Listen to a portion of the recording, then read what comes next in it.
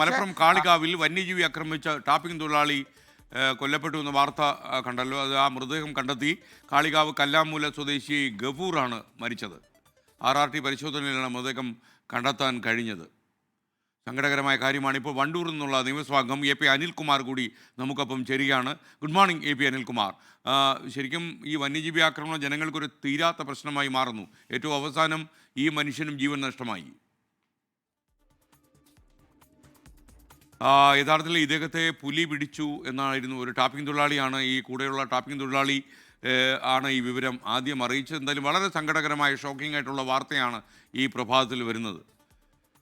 വണ്ടൂരിലെ MLA AP Anilkumar ഇപ്പോൾ telephone ലൈനിൽ. AP Anilkumar, good morning. യഥാർത്ഥത്തിൽ സങ്കടകരമായൊരു സാഹചര്യമാണ്. ഈ വന്യജീവി ആക്രമണത്തിൻ്റെ കഥ പിന്നെയും പിന്നെയും തുടരുകയാണ്.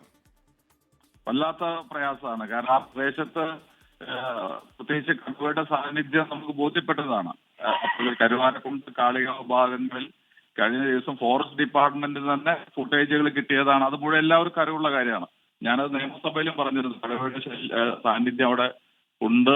കാളികാവ് പഞ്ചായത്തിലും കരുവാരക്കുണ്ട് പഞ്ചായത്തിലും ഉണ്ട്. ശ്രദ്ധ വേണം, വെക്കണം എന്നൊക്കെ പറഞ്ഞതാണ്. പക്ഷെ ഗവൺമെന്റ് അത് പറയുമ്പോൾ അതിനകത്ത് സ്റ്റാൻഡ് എടുക്കും. ഞാൻ ഈ സമയത്ത് വിമർശനാത്മകമായി സംസാരിക്കല്ല. പക്ഷെ ഒരു വേണ്ട രീതിയിലുള്ള ഒരു തയ്യാറെടുപ്പ് നടത്താൻ കഴിയാതെ പോകുന്നു. ഉള്ള കടുവയെ നമ്മളുള്ള സാഹചര്യത്തിൽ അത് വരാതെ നോക്കേണ്ട ഒരു ഉത്തരവാദിത്തം ഫോറസ്റ്റ് ഡിപ്പാർട്ട്മെന്റ് ഉണ്ടായിരുന്നു. അതിനകത്ത് വലിയ വീഴ്ചയാണ് അവിടെ വരുത്തിയിട്ടുള്ളത്. വലിയ സങ്കടകരമായ കാര്യം. ചെറുപ്പക്കാരനാണ്, രാവിലെ ടാപ്പിങ്ങിന് പോയ ചെറുപ്പക്കാരനാണ്. അത്രയും പ്രയാസകരമായ അന്തരീക്ഷത്തിലാണ് എല്ലാവരും ഉള്ളത്.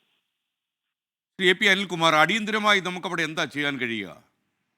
ഞാൻ പറഞ്ഞല്ലോ, നമ്മൾ ഇങ്ങനെ ഒരു സാഹചര്യം വരുമ്പോൾ ചർച്ചയ്ക്ക് അപ്പുറത്ത് കടുവയുടെ സാന്നിധ്യം കണ്ട സ്ഥലം, അപ്പൊ അതൊരു പിന്നീട് ആ സമയത്ത് 2-3 ദിവസം വലിയ തുടർച്ചയായിട്ട് തെരച്ചിലുണ്ടായി. അവിടെ ഏറ്റവും പ്രധാനപ്പെട്ട കാര്യം അവിടുത്തെ ജനങ്ങള് ഇത്തരം കാര്യങ്ങളിലൊക്കെ പൂർണ്ണമായി സഹകരിക്കുന്നവരാണ്.